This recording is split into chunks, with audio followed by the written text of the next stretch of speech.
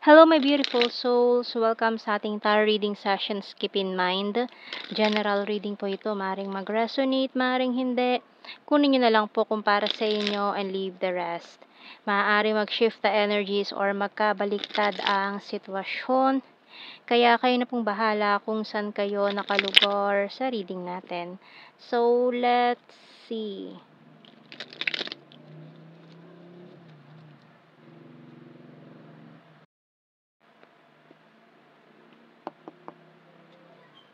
So we have here the King of Swords and the Wheel of Fortune. We also have here the Hanged and the Sun.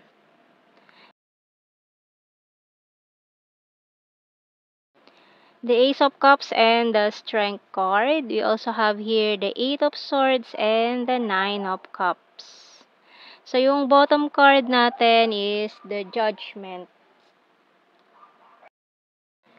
So, tingnan natin anong message ng Archangel dito. So, meron tayong strong Leo placement dito sa mga cards natin. Ayan.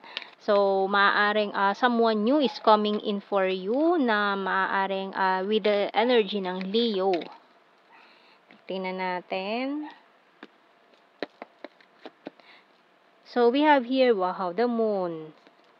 Moon Cycles by Archangel Haniel. Notice how the moon affects your energy and manifestation and capitalize upon these cycles.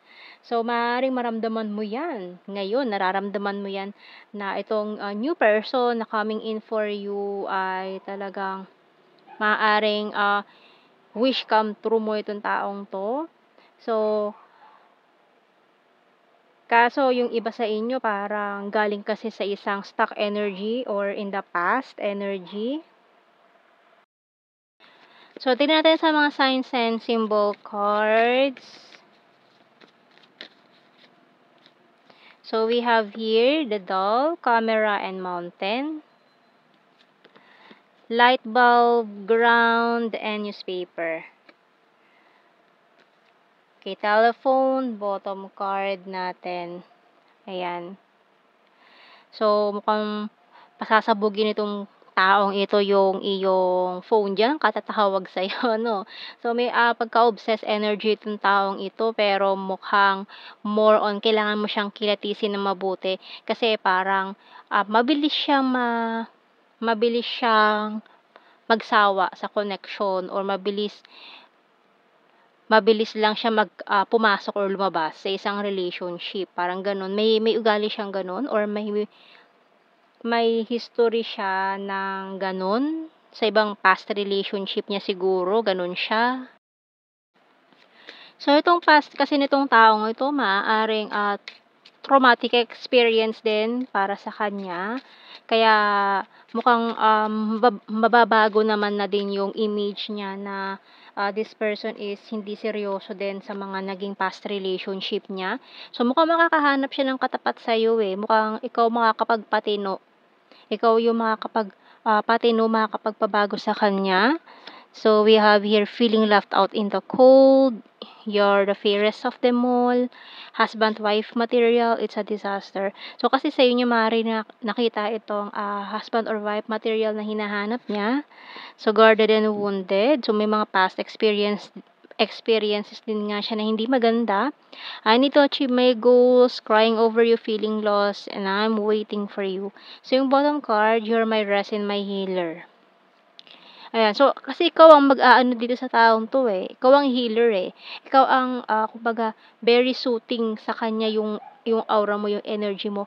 Kaya kapag nandyan ka, parang nakakalimutan niya lahat. Yung past niya, yung nangyari sa nakaraan niya, yung mga trauma na pinagdaanan niya. And let's see, kuha tayo ng initials natin.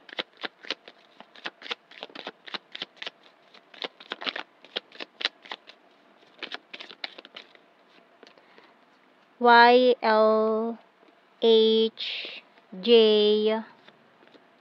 N, N, U, P, Q, N, G. Ayan, X ang ating bottom card.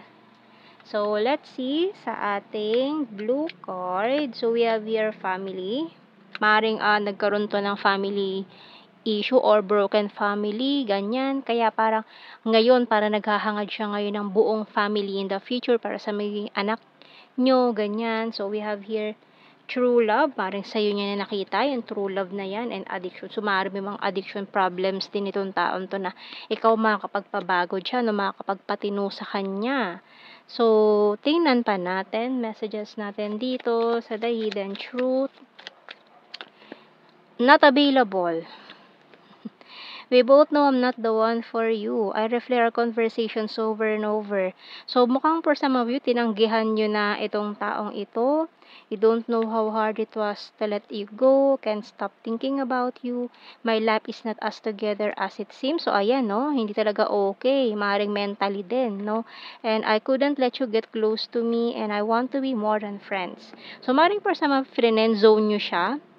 Ayan. So, maaaring sinabi niyo friends lang kayo or ayan, pero this person really love you. Or sa iyo niya nakita. Sa inyo niya nakita yung true love na hinahanap niya. So, let's see sa ating general signs and the messages. So, we have here overthinker. Nag-overthink malala siya ngayon. Skin tag, athletic and mirror. We have here beautiful, soon, December and chaser. July, flower form, number 4, full of charisma, present lover. Fire sign, Aries, Leo, Sag. April, killer smile, trustworthy. 9, divine masculine. So, keywords na lang to, hindi na natin kailangan i-explain more deeply dahil alam nyo na yan.